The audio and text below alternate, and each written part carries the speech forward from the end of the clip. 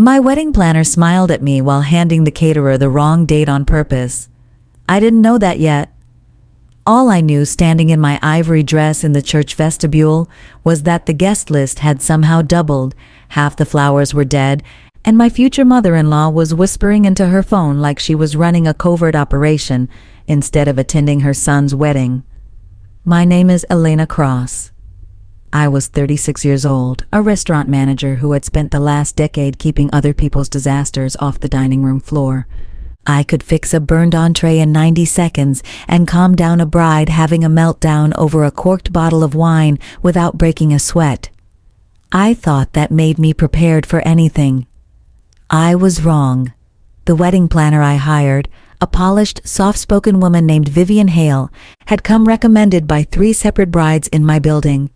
Vivian had a portfolio full of magazine-worthy weddings and a voice that made chaos sound like a minor inconvenience.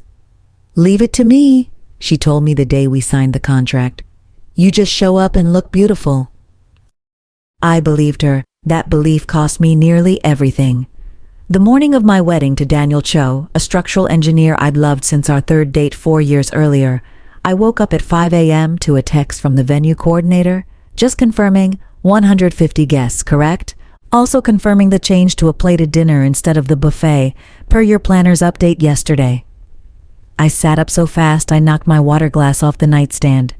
We had booked for 80 guests. We had chosen a buffet specifically because our budget didn't stretch to plated service for 150 people.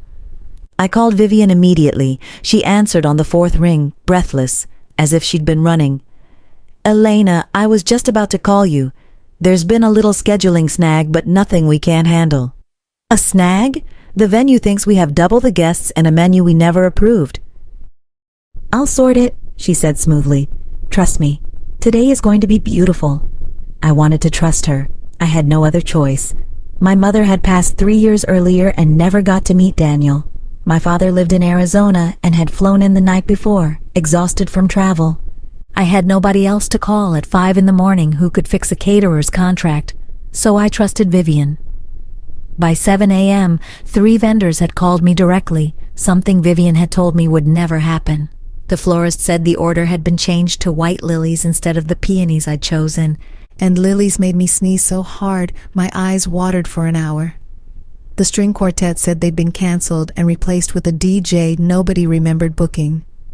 And the bakery called to confirm delivery of a wedding cake with a design I had never seen before.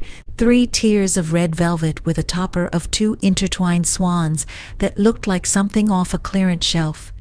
I sat on the edge of my bed in my robe, hands shaking, and started making calls of my own. Every single change traced back to one number. Vivian's assistant, a quiet 24-year-old named Priya, had sent every revised order the day before, each one signed off with Vivian's initials.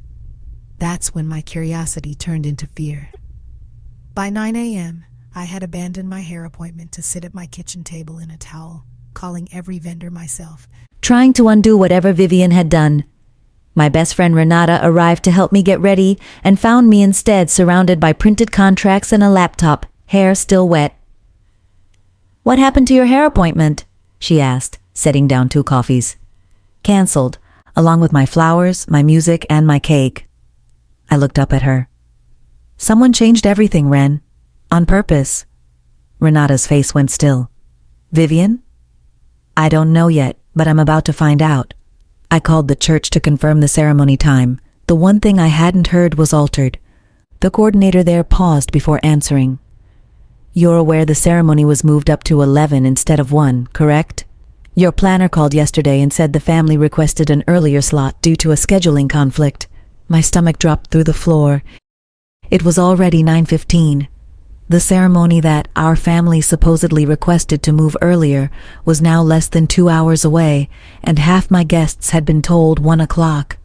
I called Daniel. He picked up on the first ring, his voice tight with the same panic I felt clawing up my throat. "Elena, my mother just told me the ceremony moved to 11.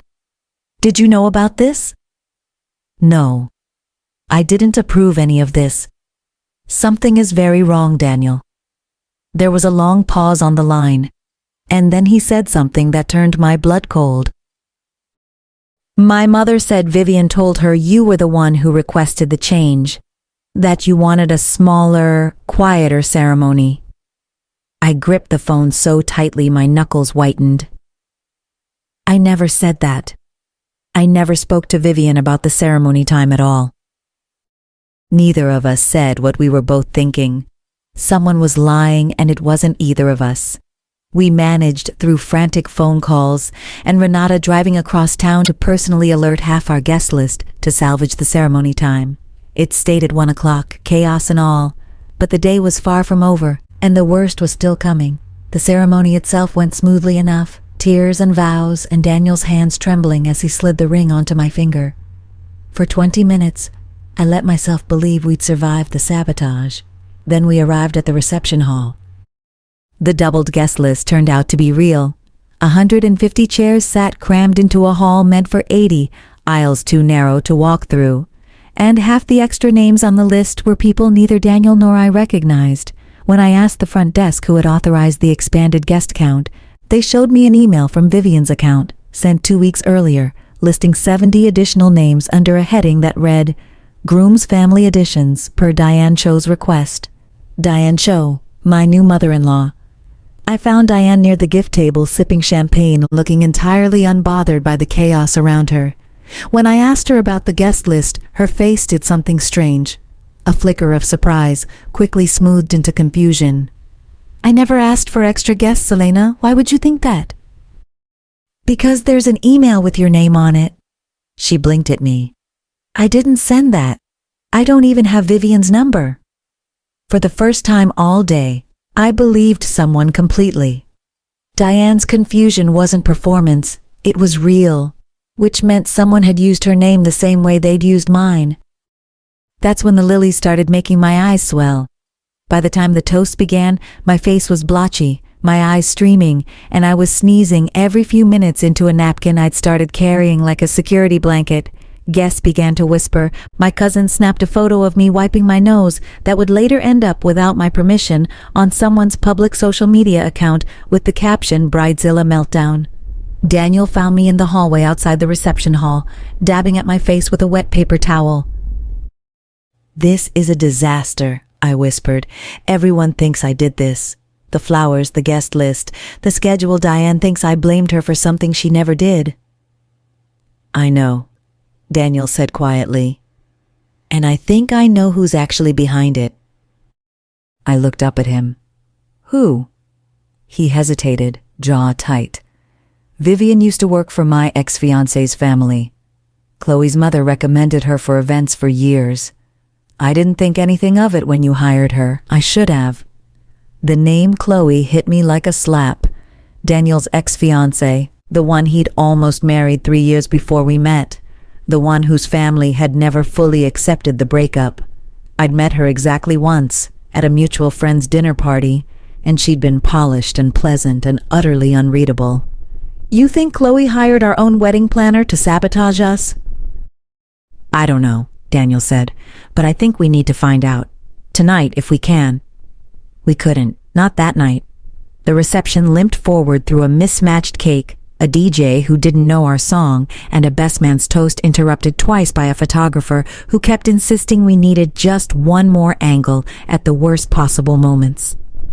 By midnight, I sat in my hotel room, still in my dress, staring at my phone with a growing list of questions and no answers. The next morning, while Daniel slept off exhaustion, I called Priya, Vivian's assistant, from a number she wouldn't recognize. She answered, hesitant. Hello? Priya, it's Elena Cross. I need to ask you something, and I need the truth. Silence stretched on the line. Then quietly, I wondered if you'd call. Did Vivian change my wedding on purpose? Another pause, longer this time. I can't talk about this over the phone. Can you meet me? Somewhere Vivian won't be. We met at a coffee shop 2 towns over, Priya arriving 20 minutes late, glancing over her shoulder like she expected to be followed. She slid a folder across the table before she even sat down. I made copies before I quit this morning, she said. I couldn't keep working for her after what I saw. Inside the folder were bank transfer records, 3 of them, each for $4,000. deposited into Vivian's business account over the past 2 months. The sender's name made my mouth go dry. Chloe Whitfield. Chloe paid Vivian to ruin my wedding, I said, barely above a whisper. Priya nodded. Not just ruin it. She wanted it cancelled entirely. Vivian told me Chloe wanted Daniel back, and she thought if the wedding fell apart in a big enough, public enough way, Daniel would blame you for the chaos and call it off before it even started.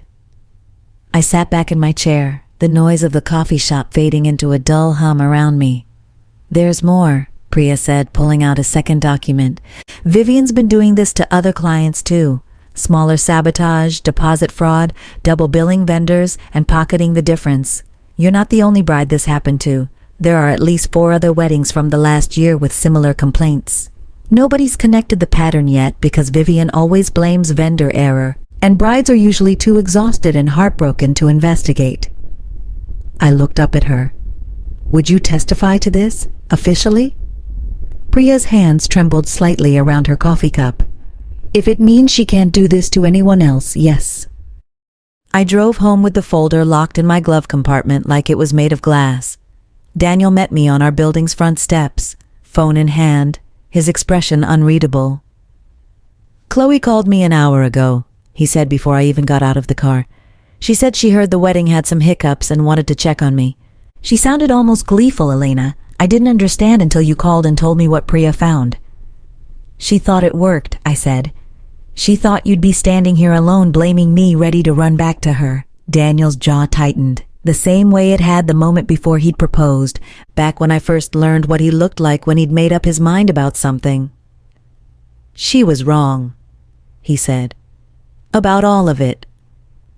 Over the following week, we built our case with the quiet precision I usually reserved for closing out a restaurant's books after a chaotic dinner rush.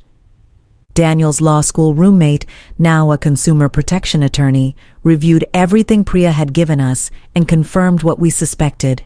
Vivian's fraud went far beyond one wedding. Falsified vendor invoices, client deposits redirected into a personal account disguised as a vendor holding fund, contracts altered without client consent and backdated to appear original. We weren't the only victims, and Priya was right that nobody had connected the pattern because every bride before me had been too devastated, too embarrassed, or too eager to move on to dig deeper. I understood that instinct completely. Part of me wanted to burn my wedding dress and never think about that day again. But another part of me, the part that had spent 10 years managing chaos for a living, wanted answers laid out clean and undeniable, the way I wanted a dining room at the end of a Saturday night rush, every account settled, nothing left owed. We didn't go to the police first. We went to the state licensing board that oversaw event planning businesses in our county, along with a formal complaint to the Better Business Bureau, attaching every document Priya had given us. Then, Daniel's attorney friend helped us reach out quietly to the other 4 brides Priya had named. 2 of them didn't respond. One hung up on me, still too raw to relive it. The 4th called me back within an hour, crying before she even said hello. I thought it was just me, she said. I thought I was a difficult bride and everything just went wrong because of bad luck. Vivian told me that too, that some weddings are cursed with vendor problems no matter how well you plan. It wasn't bad luck, I told her gently, and it wasn't you. Within 2 weeks, 4 brides had joined a formal complaint against Vivian Hale Events, supported by financial records, vendor testimony, and Priya's sworn statement about the falsified invoices and the payment from Chloe Whitfield.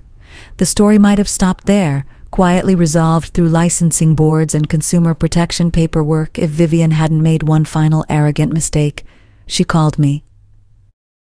Elena, she said, her voice honey smooth as ever, I heard you've been talking to some of my former clients. I wanted to clear the air before this gets blown out of proportion. There's no air to clear, Vivian. I have the bank transfers. A pause, brief but telling.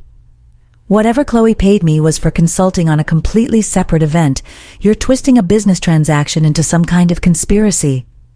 $4,000 3 times, timed exactly with the changes to my wedding. That's a very specific coincidence for consulting fees. Her voice sharpened, the polish cracking at the edges. You have no idea what you're dealing with. I have relationships with every major venue in this city. One phone call and you'll never book another event here again." I almost laughed. After a decade managing a restaurant through health inspections, supplier disputes, and enough entitled customers to fill a stadium, threats delivered in a honeyed voice didn't frighten me anymore. "You should save your phone calls," I said. "You're going to need them for your own defense." I hung up before she could respond. The formal investigation moved faster once the fraud allegations became official. The state board suspended Vivian's business license pending review within a month. The Better Business Bureau complaint, combined with the sworn statements from Priya and the 4 brides, caught the attention of a local investigative reporter who'd covered small business fraud before. She reached out to me directly, asking if I'd be willing to share my story on record. I thought about it for 2 days before saying yes. Not for revenge, though I won't pretend some small, satisfied part of me didn't want Vivian to see her name in print. I said yes because somewhere in this city, another bride was probably sitting at her kitchen table right now, staring at contracts she didn't remember signing, wondering if she was losing her mind. I wanted her to know she wasn't. The article ran 3 weeks later, detailed and carefully sourced, laying out the pattern of fraud across 5 weddings, the falsified invoices, the licensing board suspension, and buried 2/3 down, exactly where I'd asked the reporter to place it, so it never became the headline. The payment from Chloe Whitfield timed to coincide with the sabotage of my own wedding. Chloe never spoke to Daniel again after that article ran. I don't know if she was embarrassed or simply realized there was nothing left to salvage. Either way, the silence told me everything I needed to know about how much she'd actually believed in whatever future she thought she was buying with those bank transfers. Vivian's business folded within 2 months. 3 of her remaining clients, weddings still months away, pulled their contracts the week the article ran. The state opened a formal fraud investigation into the redirected deposits, and Priya's testimony, along with financial records showing over $60,000 misappropriated across a dozen clients over 2 years, became the backbone of a case that eventually resulted in Vivian facing formal fraud charges and a court-ordered restitution plan to repay every affected client, including $4,000 quietly returned to me for damages tied directly to my wedding day. I didn't ask for revenge. I asked for the truth to be laid out as plainly as a clean ledger, and let it speak for itself. 6 months after our wedding day fell apart in front of 150 confused guests, 3 of the original vendors, the florist, the string quartet, and the bakery, reached out to us separately. Each of them had learned, through the investigation, that Vivian had lied to them too, canceling and rebooking services under falsified authorizations, taking commissions from vendor substitutions without our knowledge or consent. The florist offered to redo our wedding flowers, peonies this time, no charge, as an apology for the lilies that had left me sneezing through my own vows. The string quartet offered a private evening performance of the songs we'd originally chosen. The bakery baked us a small anniversary cake with a modest, elegant topper, nothing like the mismatched swans that had sat on our reception table. We held a small, quiet redo 6 months later, just close family and Renata, in Daniel's parents' backyard. Diane cried through the entire ceremony, apologizing over and over for ever doubting me, though I'd stopped needing that apology weeks earlier, the moment I understood how thoroughly Vivian had manipulated all of us. Standing under the string quartet's soft rendition of our song, in a dress far simpler than my first one, surrounded by peonies that didn't make my eyes water, I finally understood something I hadn't grasped on our actual wedding day. The chaos had never been about me. It had been about someone else's bitterness, someone else's greed, someone else's belief that she could buy back a life that had already moved on without her. Vivian had simply been the tool, willing and well paid, for both of their unresolved grudges. Daniel took my hands as the quartet finished, his thumb brushing over my knuckles the way it had the very first time he'd held my hand outside a restaurant 4 years earlier. "No lilies," he whispered, grinning. "No swans, no surprise guests." "No Vivian," I added, and we both laughed, the the kind of laugh that comes only after something painful has finally, completely stopped hurting. I think about that folder Priya handed me sometimes, sitting in a coffee shop 2 towns over, hands trembling as she confessed everything she'd seen. I think about how easily the whole truth could have stayed buried if she hadn't found the courage to walk away from a job that asked her to help ruin people's lives for profit. Vivian lost her business, her license, and eventually her freedom to work in event planning anywhere in the state ever again. Chloe lost whatever fragile hope she'd been clinging to, along with any respect Daniel's family had once held for her. And I lost nothing in the end except a single afternoon of chaos that a determined, honest woman with a folder full of bank statements helped me turn into justice. What I gained was a marriage built on something sturdier than a perfect wedding day. I gained the certainty that when everything falls apart around you, the people who matter will still be standing there afterward, hands steady, ready to help you rebuild. Daniel and I have been married 2 years now. Sometimes when a bride comes into the restaurant I manage, flushed and anxious about some small vendor mishap threatening to ruin her big day, I sit down across from her and tell her, gently, that even the worst wedding day chaos doesn't decide what kind of marriage follows it. I should know. Mine started with sabotage, sneezing, and a stranger's stolen guest list. It ended in peace.